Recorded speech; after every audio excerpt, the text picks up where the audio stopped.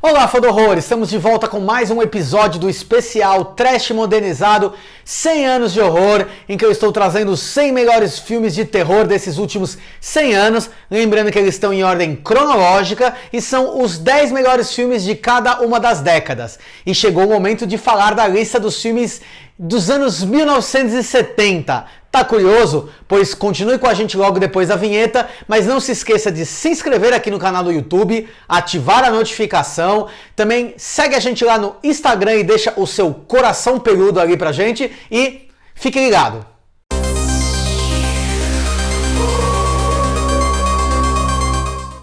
Bom, os anos 70 trouxeram nada mais nada menos que a mais significativa década do cinema de horror, na verdade do cinema como um todo, né? Tudo por causa do movimento da nova Hollywood e o cinema de autor famosíssimo durante aquela década. Fruto da crise ideológica e social que os Estados Unidos estavam vivendo naquele momento, né? Por causa da derrota no Vietnã, por causa do fim do movimento Paz e Amor, o movimento hippie e os assassinatos Tate LaBianca. Também teve a questão do escândalo de Watergate, ou seja, tudo pavimentado para o fim do American Way of Life. E isso se refletiu na forma de se fazer cinema, principalmente com a ascensão do exploitation e a massificação das sessões Grindhouse. E também lá no outro lado do Atlântico a gente viu na Itália a ascensão do cinema giallo, né? E o cinema brutal italiano. E também nos Estados Unidos veio os grandes estúdios apostando no cinema de terror e também ali uma protogênese do que seria o cinema slasher. Bom, e a gente começa com o pontapé inicial nesse cinema extremo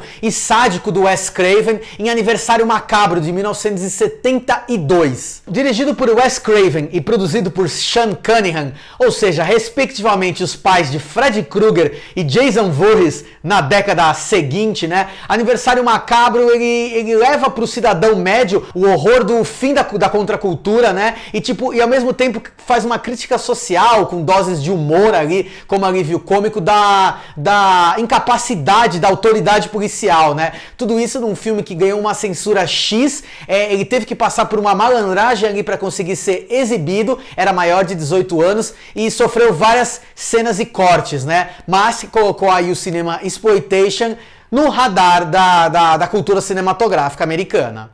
O segundo lugar da lista, de 1973, é O Exorcista. Nada mais, nada menos do que o maior filme de terror de todos os tempos. O Exorcista tem toda aquela aura, tem toda aquela coisa de filme malvado, filme maléfico, filme proibido, né? Tanto que ele é considerado um daqueles filmes malditos, e tudo isso se diz por causa de uma trinca de três responsáveis, digamos assim, que é a direção translocada do William Friedkin, é o texto do William Peter Blatty, baseado no seu próprio best-seller, e os três atores principais, a Ellen Burstyn, interpretando a mãe Chris McNeil, o ator Max von Sydow vivendo o padre Merrin, né, o exorcista em questão, e principalmente a Linda Blair vivendo o papel de Regan, a menina com o cramulhão no corpo. Chocou a plateia, chocou a Igreja Católica, a sua blasfêmia, meteu medo numa geração inteira e por isso Exorcista é o maior filme de terror de todos os tempos. O terceiro lugar da lista é o Massacre da Serra Elétrica, de Tobe Hooper, de 1974, né?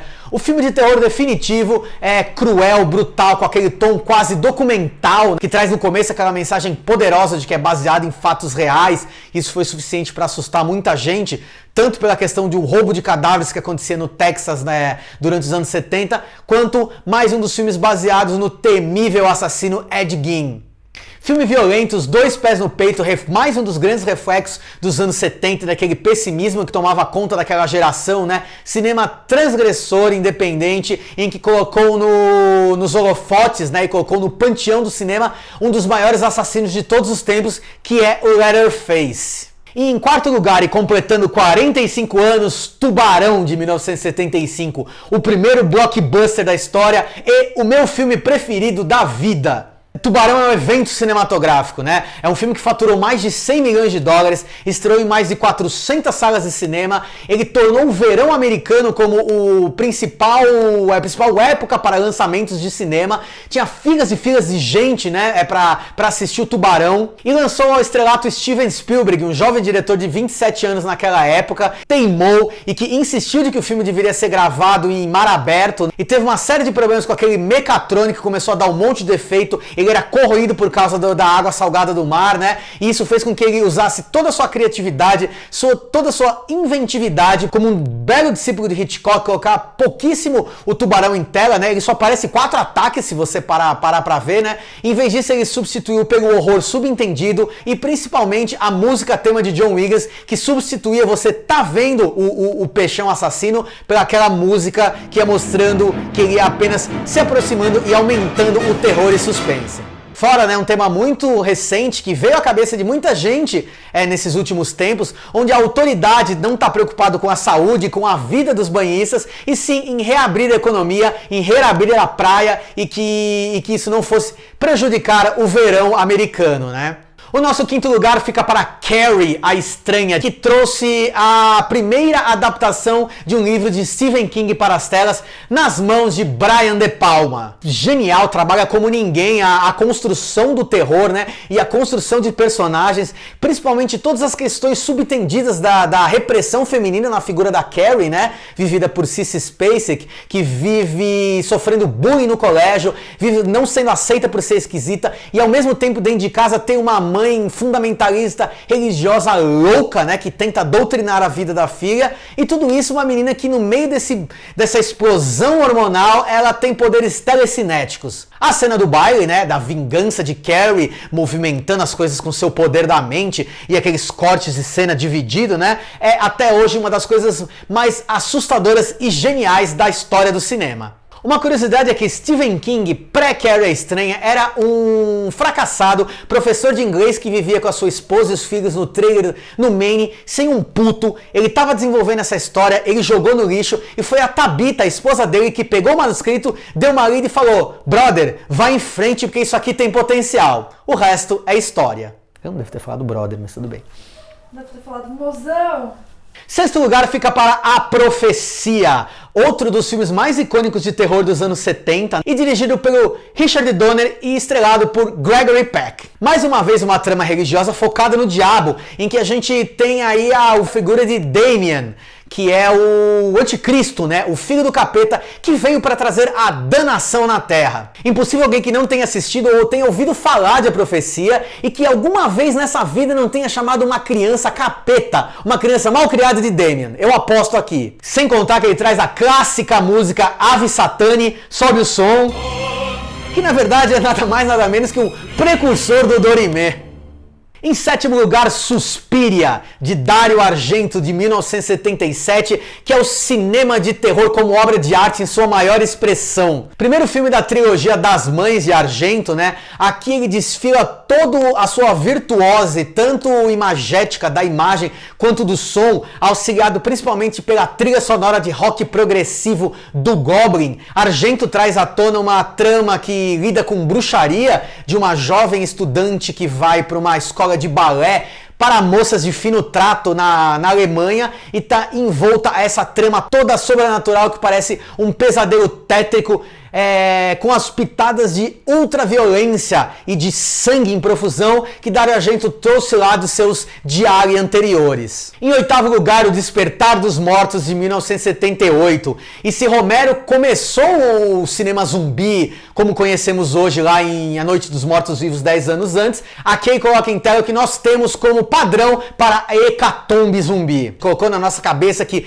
nós somos os zumbis e os zumbis somos nós, e fez toda uma metralhadora giratória de críticas ao consumismo, já que o filme se passa com os sobreviventes presos dentro de um shopping center. Os zumbis são apresentados como consumidores dementes numa sátira cartunesca que explora o egoísmo humano, explora o tédio das relações interpessoais, com a excelente maquiagem de Tom Savini, né, que ele trouxe os horrores da guerra para colocar no seu trabalho com esses zumbis, e que só pôde existir por causa de uma forcinha do Dario Argento, que levou o filme a ser distribuído na Itália e ajudou no financiamento do mesmo. Em nono lugar, Halloween, A Noite do Terror, de John Carpenter, que em 1978 definiu todo um subgênero. Veja só, Carpenter criou na figura de Michael Myers o assassino voyeur implacável.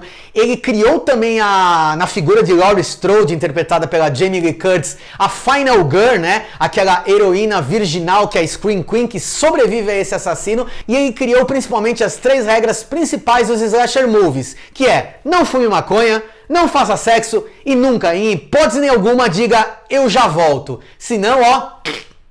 Em 10º e último lugar da lista, fechando esse vídeo, Alien, o 8º passageiro de 1979, a maior amálgama de todos os tempos entre cinema de terror e ficção científica. Nunca um horror espacial explorou tão bem a questão da claustrofobia, do medo do desconhecido, aquela coisa de você estar numa nave espacial no meio da galáxia e ser perseguido por uma criatura indestrutível, né? Ele trazia à tona nossos principais medos: escuridão, o medo do espaço, o medo do desconhecido, o medo de organismos estarem invadindo, tomando conta do seu corpo. Curiosidade é que inicialmente Alien, o 8º passageiro surgiu como um filme de monstro espacial B, escrito por Dan O'Bannon, inspirado em O Terror Vem do Espaço, um sci-fi chinfrim lá com monstro dos anos 50.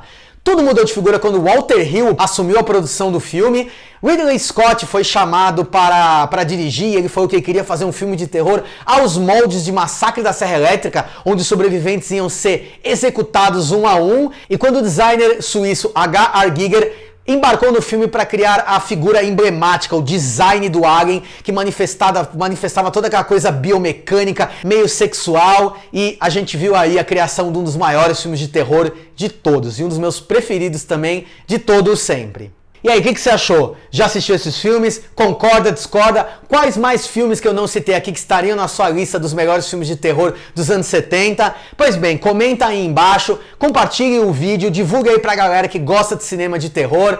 Todo o procedimento padrão, você já sabe: inscrever, ativar a notificação, seguir a gente no Instagram, e a gente tá de volta no próximo vídeo com ele, os anos 80. Tá curioso em saber qual é a minha lista dos melhores filmes de terror dos anos 80? Então volte com a gente no próximo vídeo. Até lá!